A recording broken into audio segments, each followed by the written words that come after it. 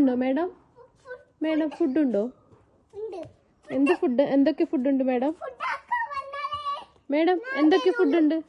അൽഫാം, മന്തി, പിന്നെ എഗ്, പിന്നെ ഓറഞ്ച്. ഒരു ഓറഞ്ച് ജ്യൂസ് അടിച്ചു തരുമോ മാഡം? ഓറഞ്ച്